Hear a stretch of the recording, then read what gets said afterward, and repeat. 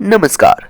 Political donation के विषय में मोदी सरकार की इलेक्टोरल बॉन्ड व्यवस्था को थर्सडे अनकॉन्स्टिट्यूशनल बोलकर रिजेक्ट कर दिया है सुप्रीम कोर्ट। सुप्रीम कोर्ट की इस राय को वेलकम किया है ऑपोजिशन पार्टीज के हिसाब से इलेक्टोरल बॉन्ड चालू होने के बाद से डोनेशन के ज़्यादातर पैसा ही गया है मोदी अमित शाह पार्टी के अकाउंट में। तो यहाँ पर प्रश्न यह है कि आखिर ये इलेक्टोरल बॉन्ड है क्या। 2017 में बजट अनाउंसमेंट के समय इलेक्टोरल बॉन्ड चालू होगा एक घोषणा किया था तब का मोदी सरकार की फाइनेंस मिनिस्टर अरुण जेटली, पर तब इस रिलेटेड कुछ भी डेफिनेशन दिया नहीं था उन्होंने। दरअसल कोई भी व्यक्ति या प्रतिष्ठान किसी पॉलिटिकल पार्टी को डोनेशन देना चाहते हैं तो स्टेट बैंक ऑफ इंडिया से इलेक्टोरल बॉन्ड खरीद सकता है। इसके माध्यम से अपने पसंद के पार्टी को डोनेशन दिया जा सकता है। ये बॉन्ड जो या जिस भी ऑर्गेनाइजेशन खरीदेंगे उसका परिचय गुप्त रहेगा। सरकार की लॉजिक था कि इसके माध्यम से ब्लैक मनी पे फुल स्टॉप लगा के स्वच्छता लाने में हेल्प करेगा बॉन्ड।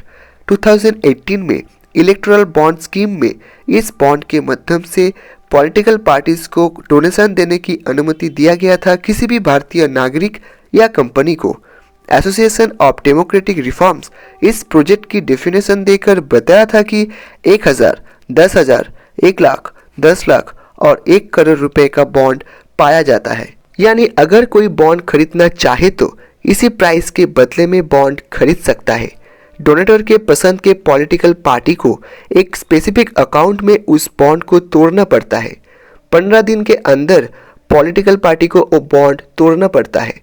साल के एक स्पेसिफिक समय पर ही बैंक से बॉन्ड मिलता है। कोई भी व्यक्ति अकेला या किसी के साथ मिलकर भी बॉन्ड खरीद सकता है। कोई भी व्यक्ति या कॉरपोरेट कितना बॉन्ड खरीद सकता है उसका कोई भी लिमिट नहीं है।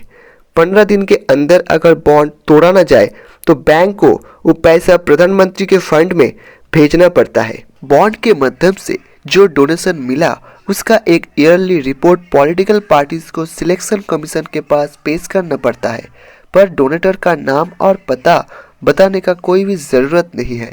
और इसी कारण से इलेक्टोरल बॉन्ड के सच्चाई को लेकर सवाल उठा था, क्योंकि वोट के समय कौन सी कंपनी कौन सी पार्टी को डोनेट कर रहा है और उसके बदले वो कंपनी उस पार्टी के पास से किसी भी प्रकार सुविधा लेता है या नहीं, ये जानना संभव नहीं है।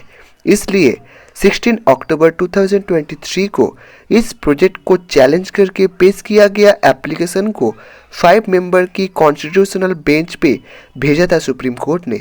31 अक्टूबर 2023 को प्रधान जज DY चंद्रचूड़ के नेतृत्व में इस केस का हियरिंग स्टार्ट होता है और 15 फरवरी 2024 को अनकॉन्स्टिट्यूशनल कहकर इलेक्टोरल बॉन्ड को रिजेक्ट किया है सुप्रीम कोर्ट ने।